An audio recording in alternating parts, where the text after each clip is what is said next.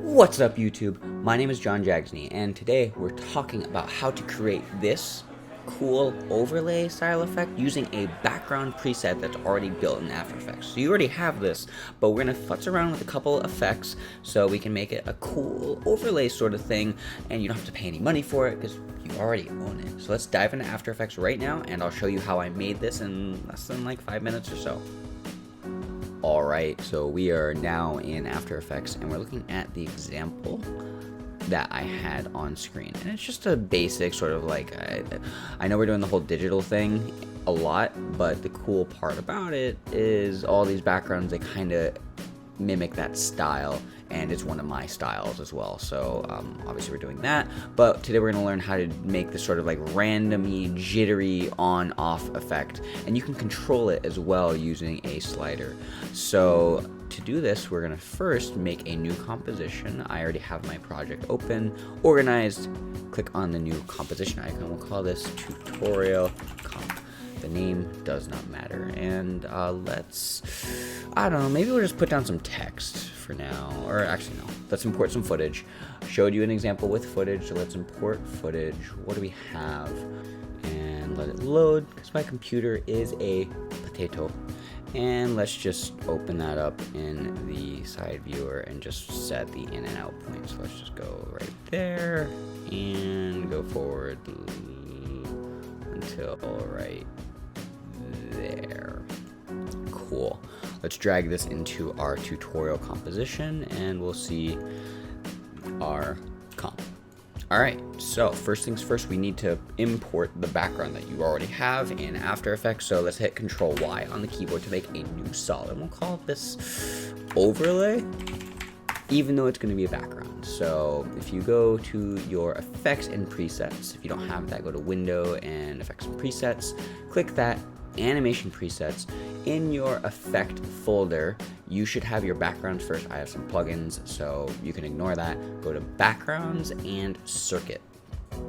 Voila, there's the background. It's kind of like this matrixy sort of green effect. And if you hit U on the keyboard, you can reveal the keyframes of the layer, and we'll just shift those to in our work area, and we can see that it like does this sort of forward sort of thing. So what we're gonna do is we're gonna use this to drive our overlay. So you could change the blending mode if you wanted to, change that to like screen, and then set the opacity to like 50%, but we want that like glitchy randomness. So how are we gonna do that? So first things first, what we're gonna do is we're actually gonna turn off the overlay and we're gonna make an adjustment layer. So hit Control Alt Y on the keyboard, and that will make an invisible layer. But what's cool is if you look here where my cursor is, that is the toggle adjustment layer. So anything below the adjustment layer is going to be affected by the layer. So think about it like glasses, and you're putting effects on the glasses or contacts or whatever you have. And you put like a blue tint over the glasses. Now you see everything in blue. Same concept with an adjustment layer. It's just over footage instead of over your face. So what we're going to do is we're going to hit or search up transform, and this is a distortion effect. And what's cool about this effect is we can scale up and down, and we can skew it if we need to, we can rotate it, we can do all sorts of things. But what's cool is, let's say we just bump the scale up super high and then skew it, and then we turn off the adjustment layer, the actual footage isn't being affected. So that's what's going to drive this overlay effect. So first things first, we're going to just set the scale. We'll set that back to 100 for now, and we're going to alt-click on the stopwatch for the effect, and we're going to just type in a simple expression, random 105, 120. So now every frame is going to give us a random number between 105 and 120. So if we just play that back, it's like pushing it back. So we're getting there.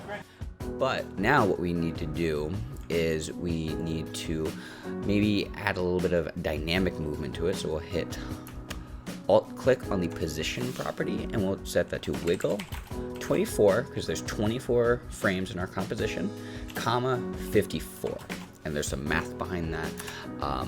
This effect is kind of taken it away from Evan Abrams, but I'm adding the overlay effect, so thank you to him for showing us how to do that. I will put a link in the description for this effect. But here's what we're gonna do now. We're gonna go to the opacity by hitting T, and we're gonna hit Alt, click on the stopwatch, and we're gonna set a couple variables. And the variable is something that the expression, the code will always reference. We're gonna hit R, and we're gonna set that to random, or equals, excuse me, random 0, 10. Then what we're gonna do is we're gonna type if R is greater than, now we need to think about what are we going to reference.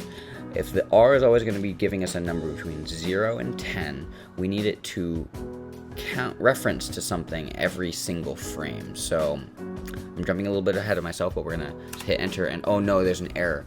We're going to open up the expression control. So we're just type in slider in your effects panel, and we're going to just drag that onto our adjustment layer, and we're going to just set that to 0, and we're going to make a new variable, and we're going to call that I don't know slider equals, and then use a little pick whip and tie it to that. So now this slider variable is always going to be referring back to that slider.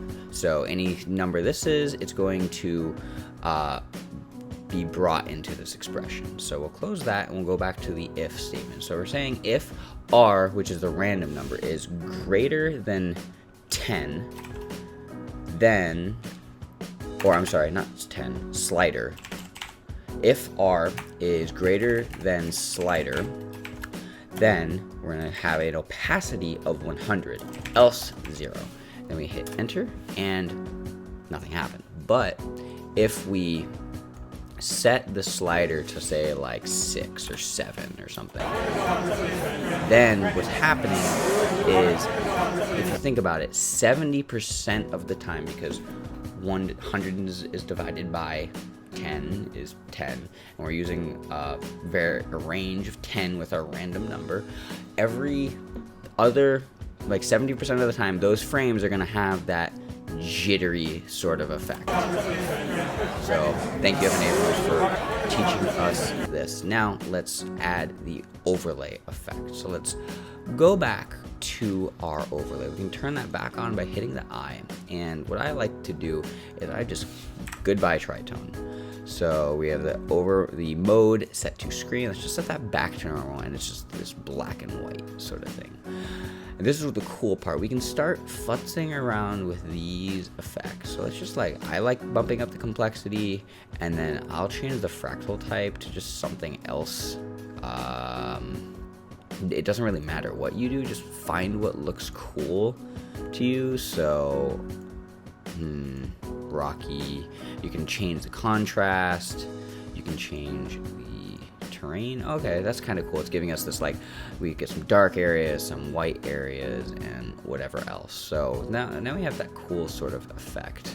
And then we're going to go into the transform options, and we're just going to set the scale to, instead of a keyframe, we're just going to type wiggle 0.25. So every 0.25 seconds, you're going to change by 500. So rather than keyframing it, let's just use an expression because it's convenient to change things. Wide, and let's just change that to like maybe 200. And I don't actually like subscale. No, we're out of subscale. Small bumps. Okay, I like small bumps because there's like some black and white areas. Let's bump the contrast down, or maybe change the brightness. You can change a lot of these things. Let's also change the evolution. So time times 100, and now every time, as in like time of time, it's going to evolve the placement of where these little blocks are. Then what we're gonna do is scale it at the initial value down just a little bit, or just scale it up. It doesn't really matter. You can just play around with this. Now here's where we get to the overlay part, and this is the think about it this way. You have like a cookie cutter, and the cookie, or you have a sheet of cookie dough below your cookie cutter, which is going to be the thing that's on top, your layer on top. And you want the bottom layer to be cut by the top layer. So we're going to set it to a different track mat. You can see the track mat here. If you don't have that, you can go to your expander, collapse the transfer controls panel in the bottom left hand corner. That's a lot of words, but just click that. You'll see your track mats, and we have 4 options. We have alpha mat, so it's going to look at where things are going to be invisible or transparent, or you have a luma mat, where it's going to look at where things are black and white. And that's what we want, because this entire composition is in black and white. We're going to set this to luma mat, and what's going to happen is, oh god, it disappeared. But remember that adjustment layer that we did where it's turning on the opacity really randomly? Well, what we can do is if we just play it back, oh, there's the effect. So it does like this jittery sort of like digital sort of effect. And what we can do is we can, I don't know, change the randomness of the scale if we wanted to. So we can just go back to the adjustment layer, double tap E, change the random scale to like, I don't know, 105 to 200.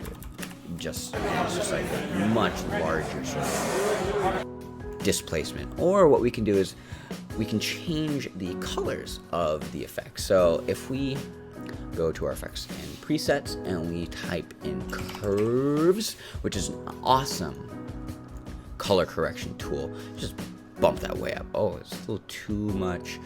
Maybe we'll just like change the blue, and we'll bump up the blue a little bit. And now it has this like blue tint to it.